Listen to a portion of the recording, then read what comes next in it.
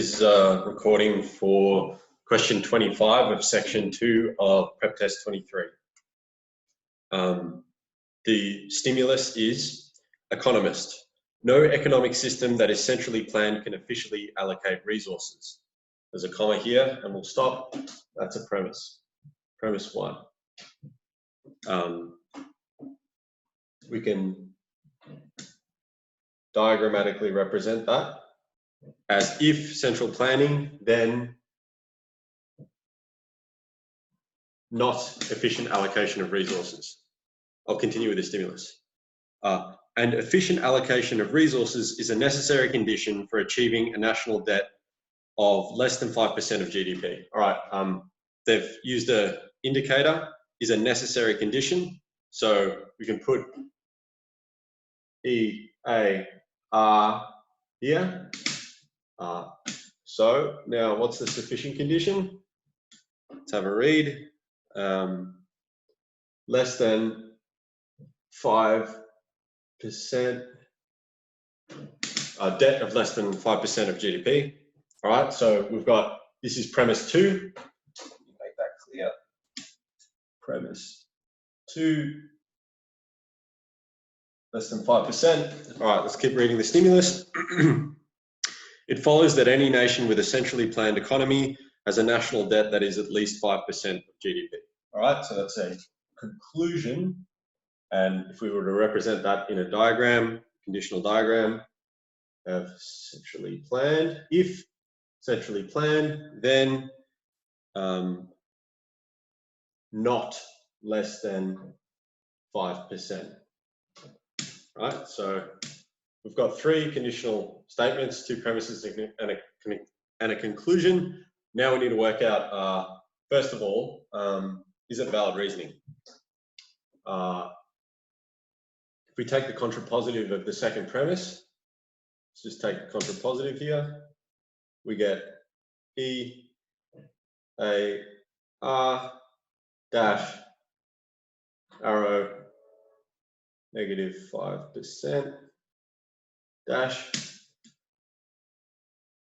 So now you can see that we've got this reasoning chain. Because this is a common element between the first and the second premise, we can make this long chain. If we represent this long chain, CP, E, A, R, dash, and less than 5%, dash, right? So we've got this conditional reasoning chain. This is valid because it is a rule that you can simply go along the chain, right? CP, arrow, not less than 5%. Okay, so we know the reasoning is valid and we kind of understand the structure of it as well, in that we have 2 premises and then if we take the contrapositive of one of them, we get this conditional reasoning chain, and this is just a shortening of the chain, which is valid. Okay, now let's have a look at the question. The pattern of reasoning exhibited by the economist's argument is most similar to that exhibited by which one of the following? Right, so they're looking for a parallel reasoning. This is a parallel reasoning question, and we know that this is valid reasoning, and we know the structure of it, so this will be easy. We'll just map out the reasoning of each of these answer choices and see which one matches. All right, so let's deal with A. Not all mammals are without wings. All right, that's a conclusion. So initially we have a conclusion. Doesn't really matter if the conclusion's first or the premise is first. That's not what they're testing. And the conclusion is not all mammals are without wings. So basically what it's saying is some mammals have wings, if we put that in conditional terms. Let's move on. Because bats are mammals and bats have wings. All right, so that's 2 premises. Bats are mammals and bats have wings. So if you're a bat then you're a mammal. If you're a mammal, then you have wings. Oh no, sorry. If you're a bat, then you have wings. Okay. That is not the same as that, obviously, just on first glance, because there is no long chain like there was here, right? We can't link these two to make a chain. After you've seen that, that's it. You don't need to continue with the question. Let's move on to B.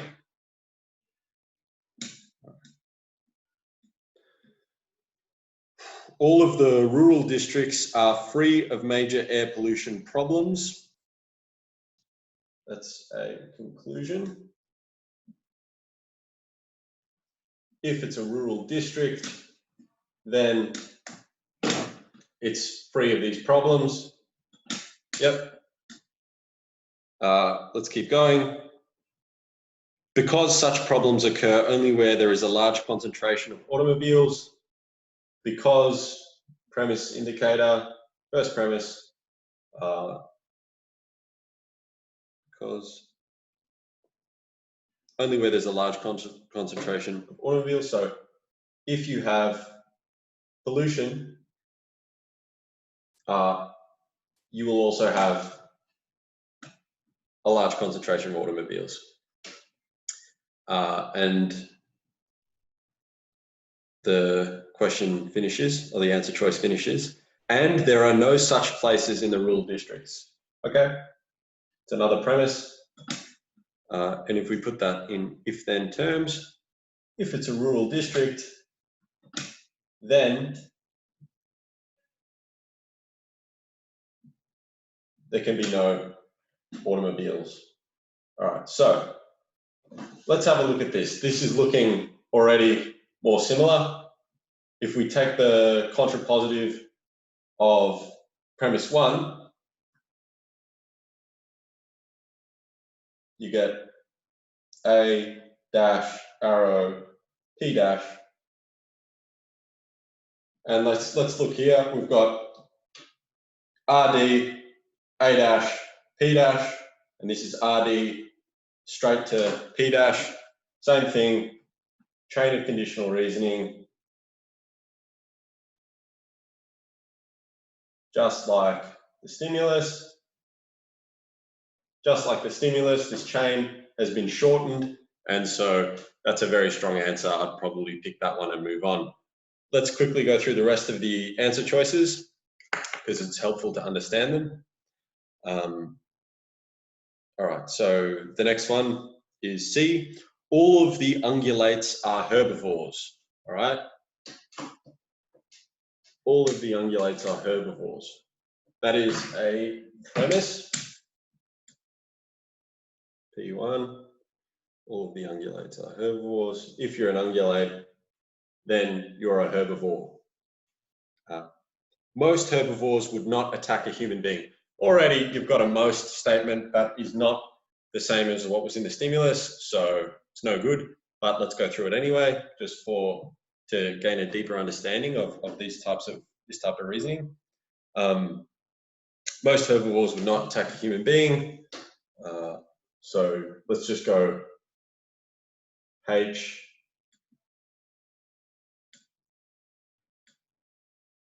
Most arrow, well, let's say attack.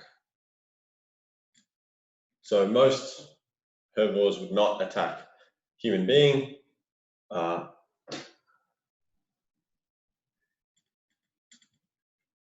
That's your second premise. And now let's go to our conclusion. It follows that any animal that would attack a human being is unlikely to be an ungulate.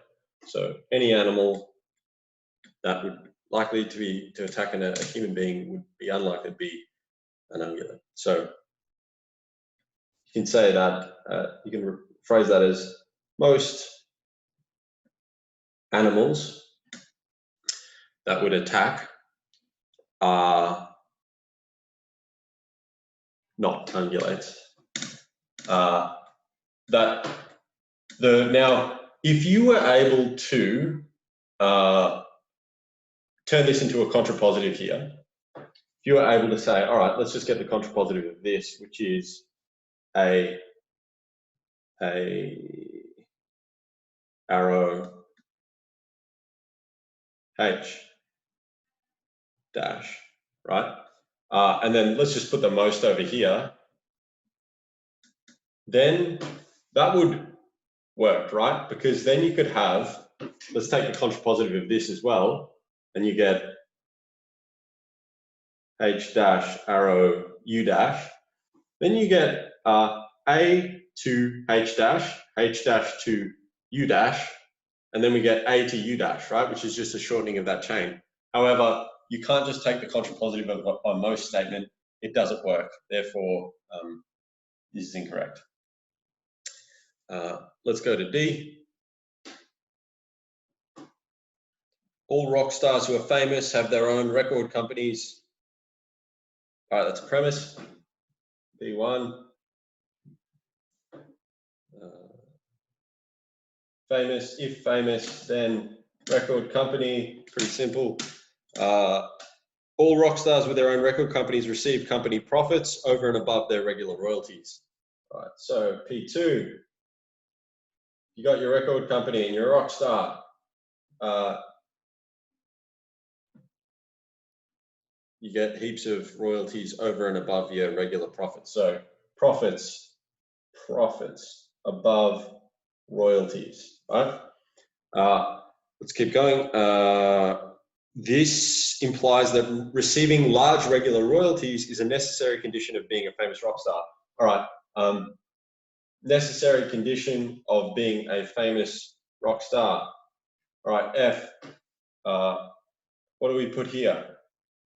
This would be valid reasoning and parallel that if we could put PAR here, but the fact of the matter is we can't, because it doesn't say profits over and above their regular royalties, as it says here. It says large regular royalties, which is just a different concept.